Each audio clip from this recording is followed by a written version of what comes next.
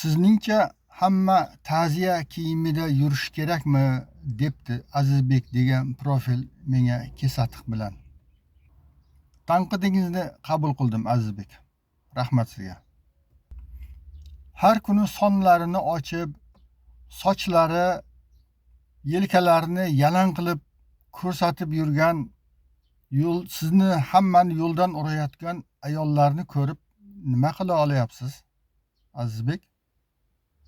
Bunda sizning insoniyligingiz ustun kelsa, ko'zingizni olib qochasiz.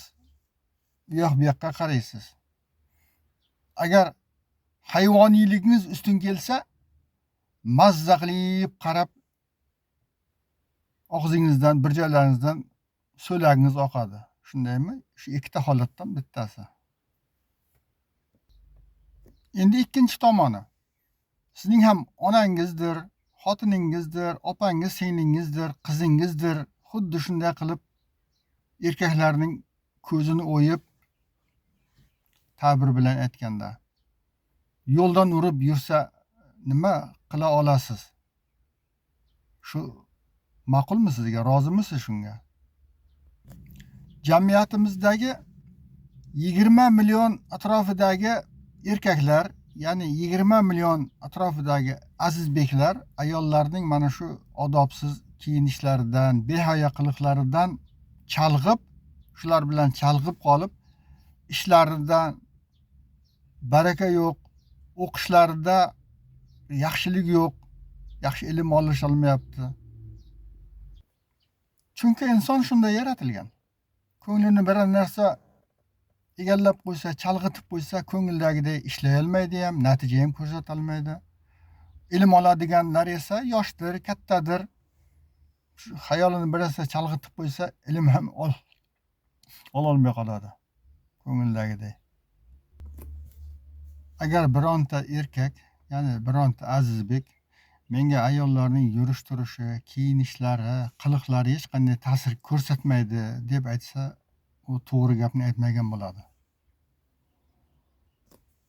Bunda haligi aytganimdek ikkita holatning bittasi bo'ladi. O'zini tiyib olgan, Xudodan qo'rqqan inson bo'lsa, ko'zini yumadi, ko'zini boshqa yoqqa qaratadi. Agar o'zini tiya olmaydigan, hayvoniy nafsiga ergashgan odam bo'lsa, esi dardi shu ayollar bo'lib qolaveradi. Ya'ni ongini egallab oladi. Ishidan unum ketadi, o'qishi kallasiga kirmaydi. Mushuk sichqonni yoki bo'ri qo'zichoqni ko'rib qolsa, jimgina qarab turarmikan?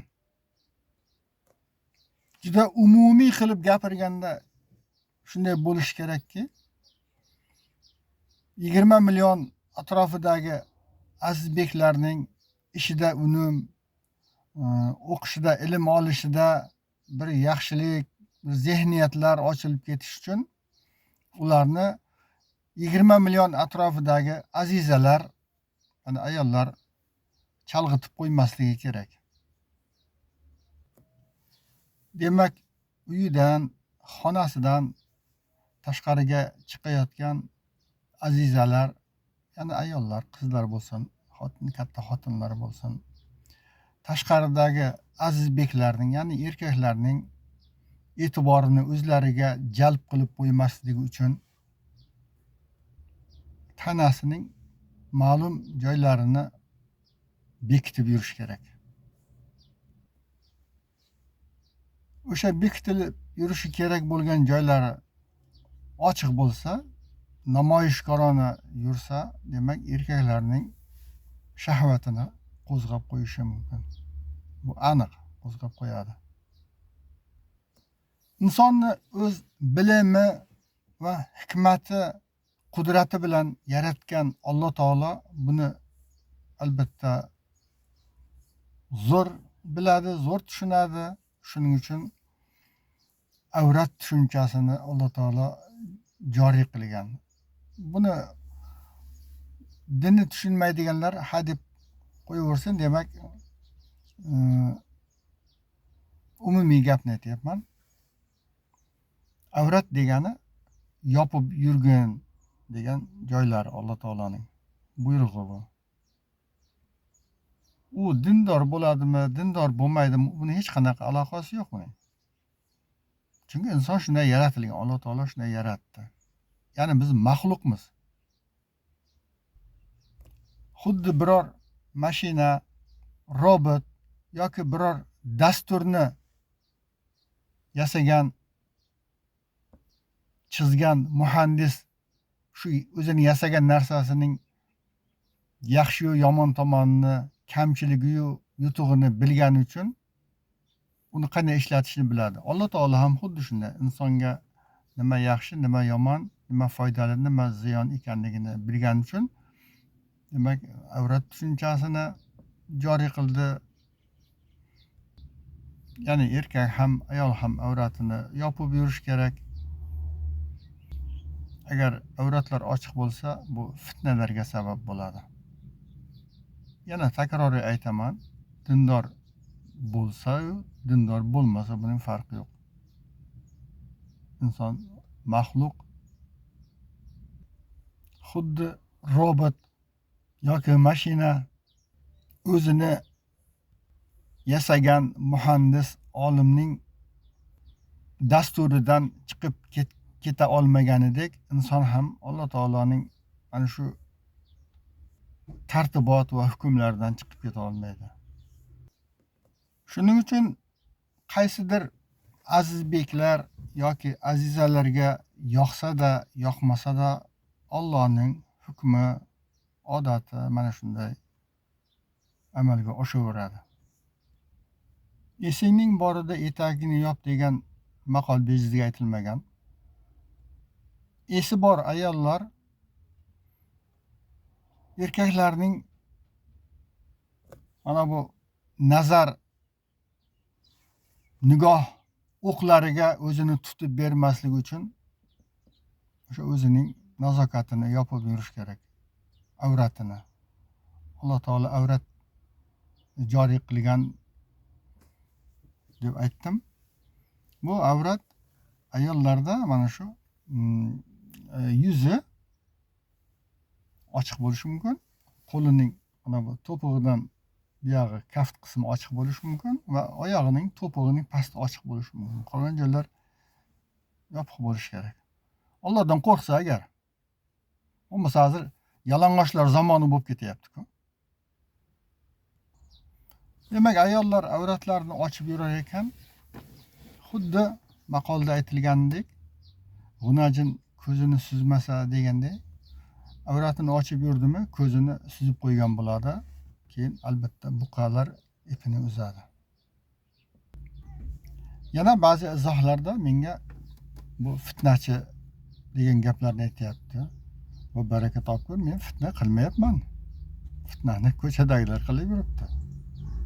Men to'xtatmoqchiman xolos. Endi jamiyatimiz 100 yil oldingi ayollarni ochish, undan keyin ateizm zamoni, undan keyingi hozirgacha bo'layotgan mustaqillik zamonida ham hozirgi biz mana shu yerda tanqid qilib o'tayotgan shu narsalar bo'lib turibdi. Xuddi mana shunday qilmanglar desa, odamlarga erish tuyilyapti. Sen nima ishing bor, har kim kiyinsa, har kim nima qilsa o'zi biladi deyapti. To'g'ri, bu shunday. Lekin jimgina qarab turaversa qanday bo'ladi endi? Endi chiqishimning oxirrog'ida qo'polroq bo'lsa bitta gapni aytaman. Aslida qo'pol emas u. Misol jalb degan so'z, jalb qilish degan so'z o'ziga tortish degani. Xalqimizda bir qo'pol so'z borki, jalab degan so'z bor. Bu o'ziga tortuvchi degani. O'ziga tortish bilan shug'ullanuvchi degani. Bu arabcha so'z bu. Shunda ayollar jalablik qilmasliklari kerak.